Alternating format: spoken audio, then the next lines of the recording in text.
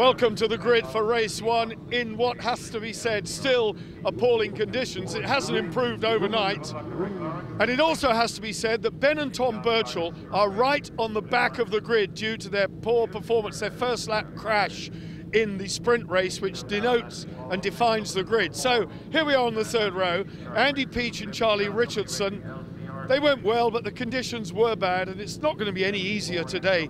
Phil Bell and Phil Hyde, we've seen Phil Bell in the wet at Knockhill. He seems to be something of a wet weather specialist.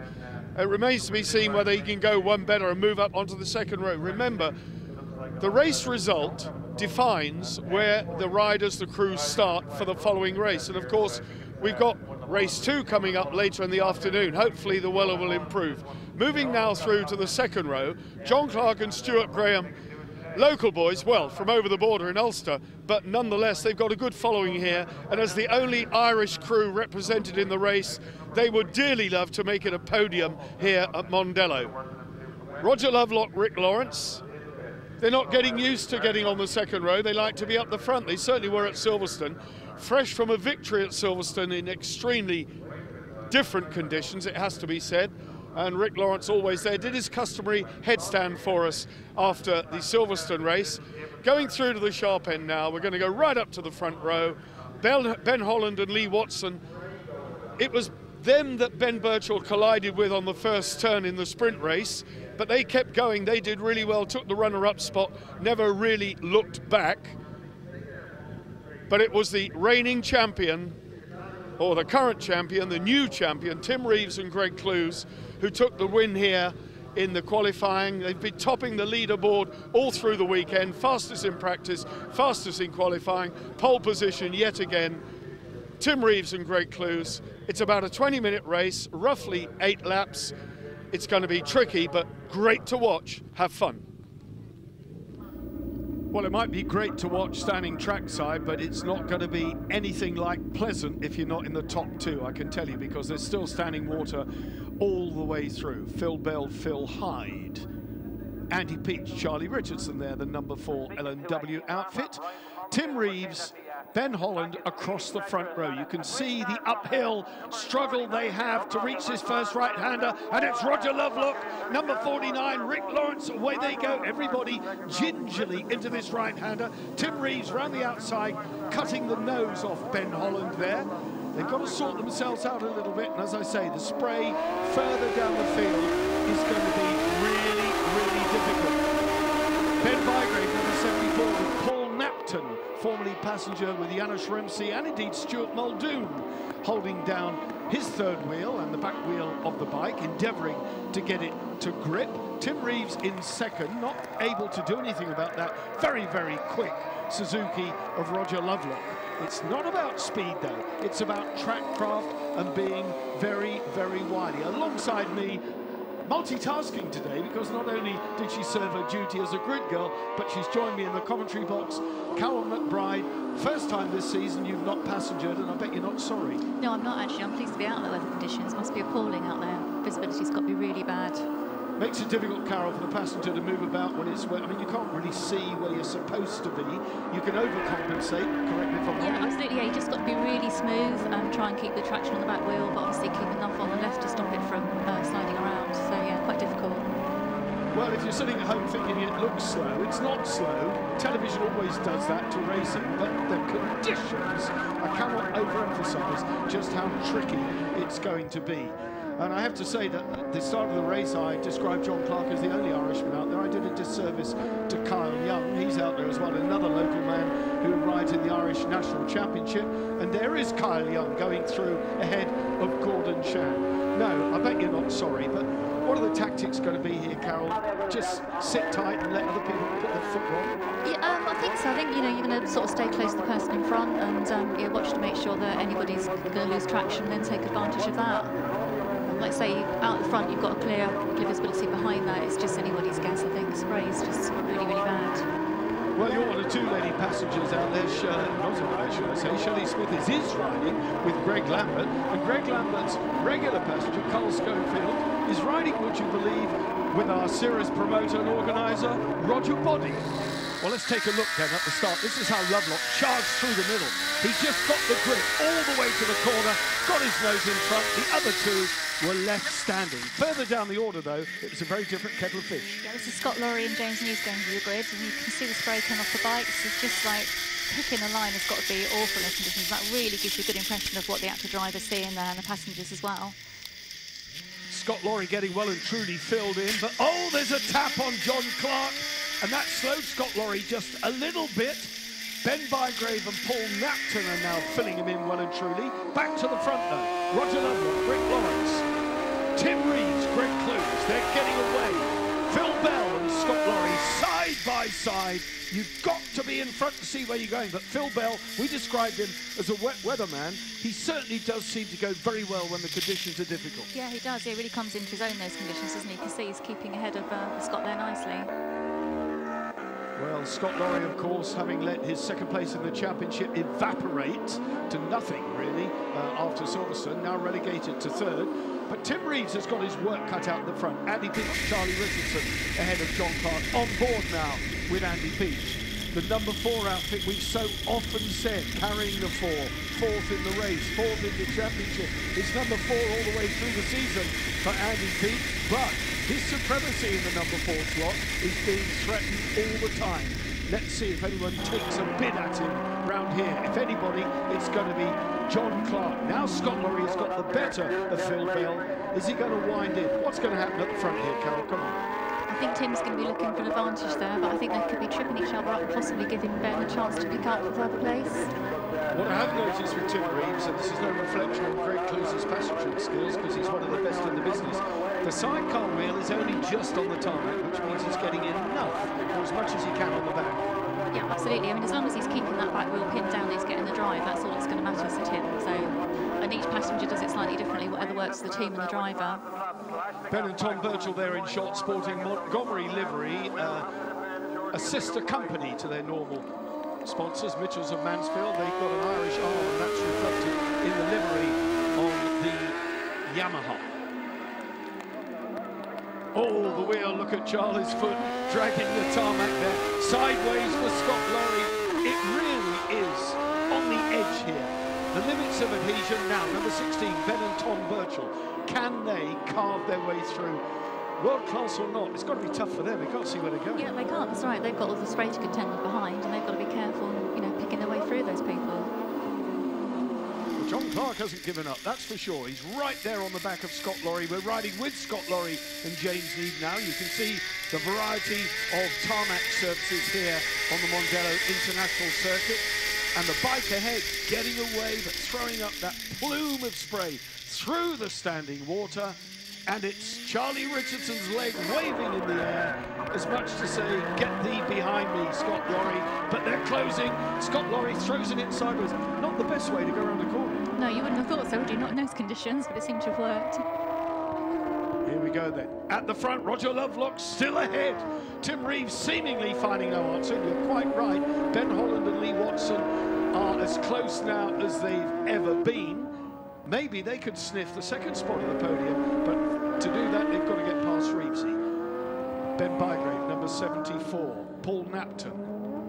The rest of the outfits going through. There's Kyle Young. Now, Ben and Tom Birchall should, you would have thought, Carol, could cakewalk this. Yeah, well, I mean, their experience, I mean, they should be picking their way through now. I would have thought we'd start to see them pick those next two off and start moving their way further up the grid.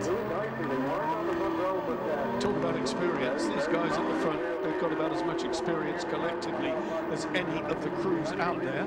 John Clark and Stuart Graham on the number 90 bike from Banbridge, County Down, just north of the border here, dare I say. Tim Reeves, though, it doesn't look as though he's got an answer here on the Paget's Honda. Sliding the back out there. Clive Paget very involved at Silverstone, very supportive of the sidecars. Scott Laurie's got the better of Andy Peach. Now he's got a relatively clear track ahead of him, and presumably Peach is going to get all the rubbish thrown at him now. Yeah, it looks like it, doesn't it? He's going to get his own back now.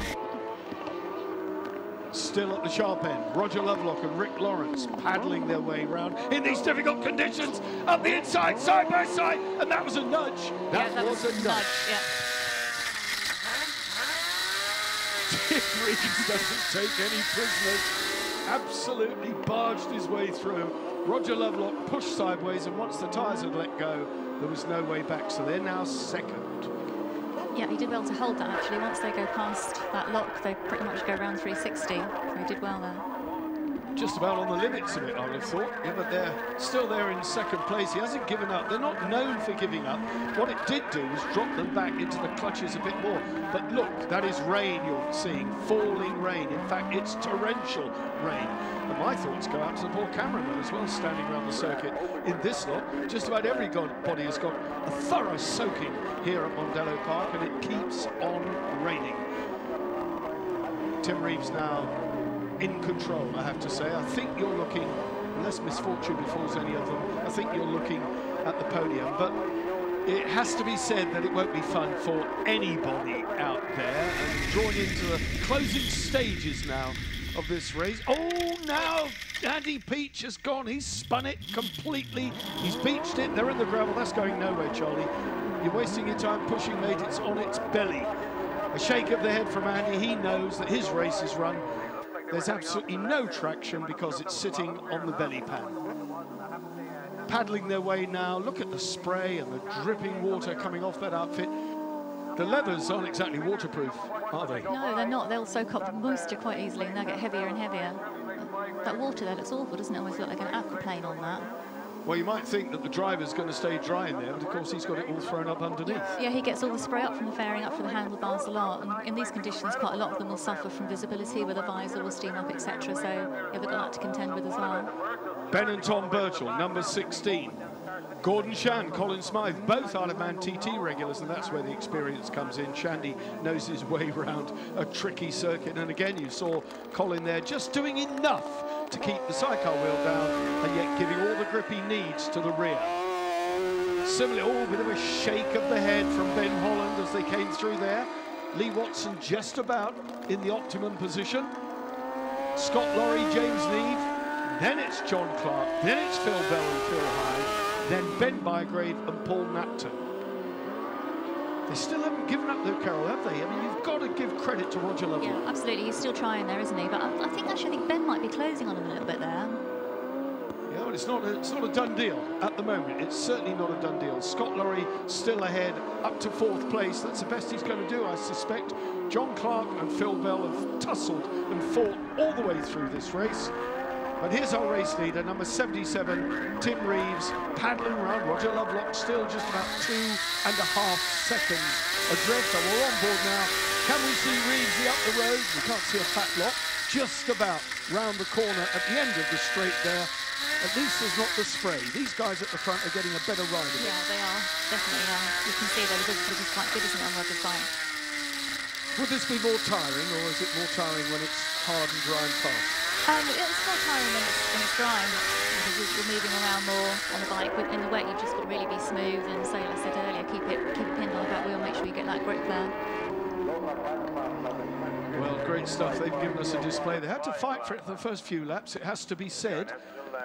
Roger Lovelock and Rick Lawrence will start race 2 from the front row, and Ben Holland and Lee Watson relegated to the second row. So it's all changed for those two, but the pole position man, and he's been dominant so far all weekend, Tim Reeves and Greg Clues, giving the Irish crowd, and in fact the couple of Irish local crews entered it here today, a riding display of a 1000cc 4-stroke sidecar outfit.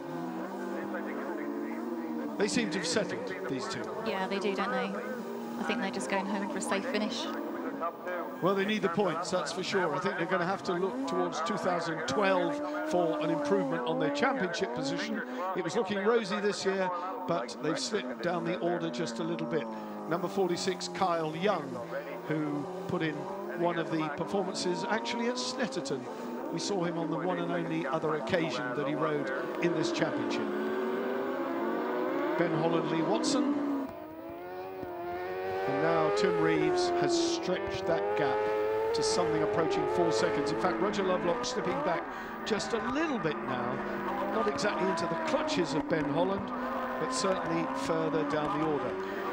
Carol, it's a shame really that we've had this sort of weather to wrap up what's been an absolutely fantastic season of sidecar racing. Yeah, it is. But I think I was just thinking actually that some of these people, I mean, Tim's got the championship, but obviously second is still up for grabs and third is up for grabs. So these guys are going to want to come home now and get finishes. So maybe they're going to settle for second and third. That's good enough to get the points they need. That's a good point, absolutely. The shake of the head there, you saw that was all due to spinning up and just lost a bit of rear wheel traction. Still Tim Reeves throwing it in quite aggressively. Pit signals telling him, and 1 lap to do. So 2.5 miles of a very, very soggy Mondello Park. And I'm amazed, Carol, to be honest, I'm amazed that we don't get more electronic problems with all this water around. You wouldn't reckon to waterproof a bike.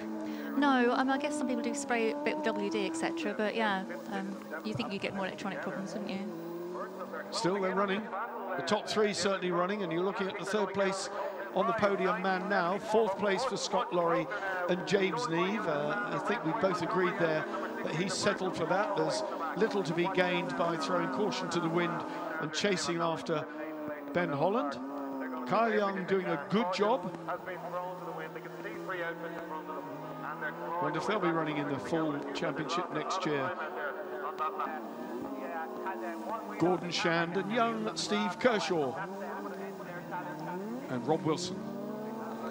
Rob Wilson doing a good job in his waterproofs. And I have to say, so would I be in my waterproofs. I never actually took any with me this weekend and ended up changing the shoes just about every other race.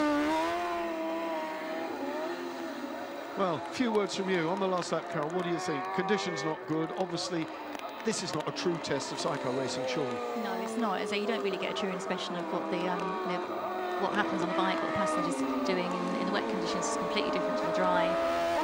Some of the sharp left-handers, you'll see them start to get the weight out, as you can see there. But they don't move around as much. You don't see a true spectacle in the wet. Well, I suppose it's the old cliche. It's the same for everyone. And, absolutely, yeah. And we're just seeing Roger Lovelock actually getting a bit of a shift on there. That's what he's woken up. Yeah, just got a wake-up call. Lapping the tail enders now. Tim Reeves has gone past Rod Robinson on the cross-plane Yamaha. Very distinctive sound that it has. Roy Farmer holding down the 3rd wheel on that one, and they've been regular campaigners right through the season. Another of those crews that battled week in, week out, not at the sharp end of the field, but always there or thereabouts, picking up points for their finishing, and good luck to them. There we go. Rod Robinson, Roy Farmer going through on the number 10 outfit. Race leaders then coming round with a checkered flag ahead of them. Customary 1 finger in the air again from Clusie. And I think Tim Reeves feels slightly relieved, and he knows he's won a race there, because he had a race on his hands, certainly for the first half of it. Confirmation then. Let's take a look. Reeves and Clues, we know, took the victory. Lovelock Lawrence, we saw those top 4. Phil Bell got the better of John Clark. Bygrave and Napton were their 7th. Birchall's battled up from the very back of the grid to 8th. Kyle Young, 9th. Very creditable performance for him, ahead of Craig Chaplin. Gordon Shand well in the points as well, ahead of Steve Kershaw. Ian Drown and Phil Sloan, 13th there as well. Ben and Lee, the yellow and black number 60, you seem to be making a habit of this, so much so that you are on for a really good overall. No pressure, Ben. No pressure. Yeah, people have been trying to heap that on us all weekend, but it's, I would just, as I said to Silverstone, we're just having fun, taking it easy, and yeah, just seeing how it goes. It seems to be working. Yeah, did you get the feeling you were there in 3rd place and then the front 2 just got away, and you knew that if you rode sensibly and brought it home, you were on the podium? Yeah, I know at one point, well, at the start when Roger got ahead of us, we couldn't see a thing. I was thinking if Ben can see as much as I can see, then, you know, he's obviously having a hard time, but no, it was really just a case of preserving the tyres. I think the rain got a little bit heavier, and we just brought it home for 3rd, which we're chuffed with. Roger Lovelock, Rick Lawrence, another consistent ride. Fantastic conditions, no better than yesterday, and I thought, you know, you might be on for a win there, mate. Yeah, for once, yeah. Well, yeah, it was on, definitely. No, the conditions actually started to deteriorate through the race.